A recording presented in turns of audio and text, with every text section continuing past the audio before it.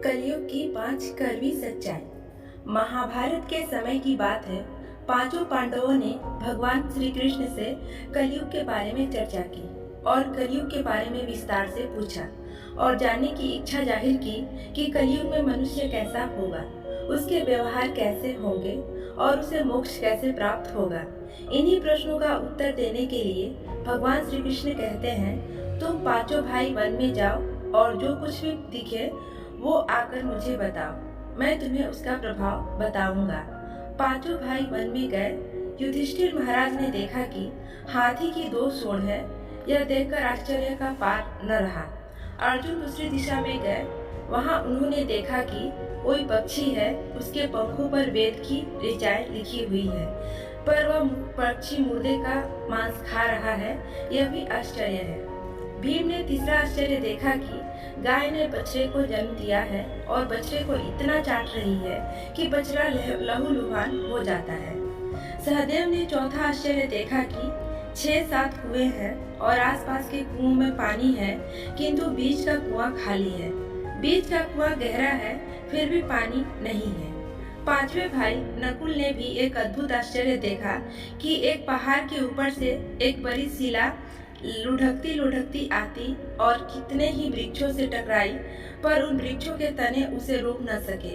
कितनी ही अन्य शिलाओं के साथ टकराई, पर वह रुक न सकी। अंत में एक अत्यंत छोटे पौधे का स्पर्श होते ही वह स्थिर हो गई। पांचों भाइयों के आश्चर्य का कोई पार नहीं रहा। शाम को वह श्री कृष्ण के पास गए और अलग अलग दृश्यों का वर्णन किया।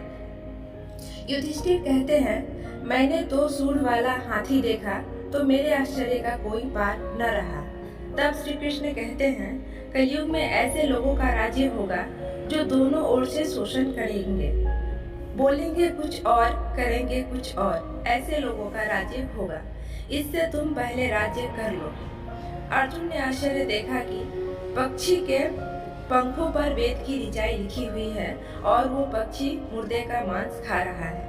इसी प्रकार कलयुग में ऐसे लोग रहेंगे जो बड़े बड़े पंडित और विद्वान कहलाएंगे, किंतु वे यही देखते रहेंगे कि कौन सा मनुष्य मरे और हमारे नाम से संपत्ति कर जाए। संस्था के व्यक्ति विचारेंगे कि कौन सा मनुष्य मरे और संस्था हमारे नाम से हो जाए। हर जाति धर्म के प्रमुख पद पर बैठे विचार करेंगे कि कब किसका श्राद्ध हो। चाहे कितने भी बड़े लोग होंगे, किंतु उनकी दृष्टि तो धन के ऊपर और मांस के ऊपर ही रहेगी। ऐसे लोगों की बहुतायत होगी जो पर धन को हरने और छीनने को आतुर होंगे और कोई बिरला ही संत पुरुष होगा। भीम ने तीसरा आश्चर्य देखा कि गाय अपने बछड़े को इतना चाटती है कि बछड़ा लहूलुहान हो जाता है। कलयुग का आदमी शिशुपाल हो जाएगा। बालकों के लिए इतनी ममता करेगा कि उन्हें अपने विकास का अवसर ही नहीं मिलेगा।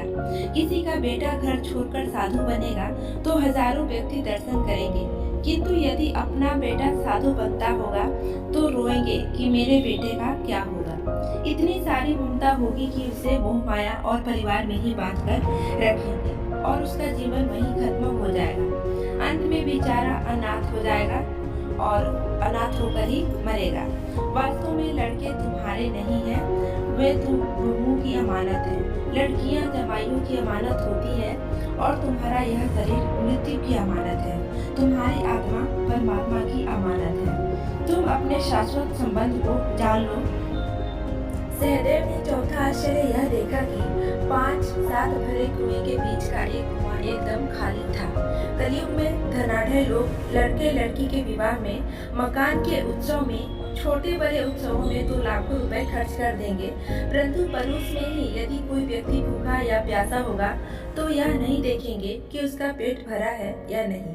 दूसरी ओर मौज मस्ती में शराब, कबाब, फैशन और व्यवसाय में पैसे उड़ा देंगे, किंतु किसी के 2 आंसू पोंछने में उनकी रुचि न होगी और जिनकी रुचि होगी उन पर कलयुग का प्रभाव नहीं होगा, उन पर तो भगवान का प्रभाव होगा।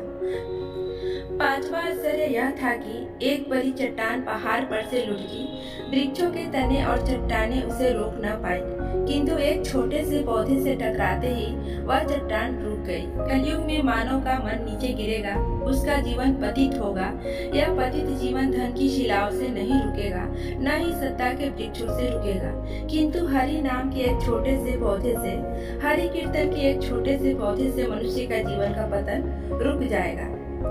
तो फ्रेंड्स, कहानी आपको कैसी लगी हमें कमेंट करके ज़रूर बताएं। तो आज के लिए इतना ही, अगले वीडियो में फिर से मिलेंगे, तब तक के लिए गुड बाय।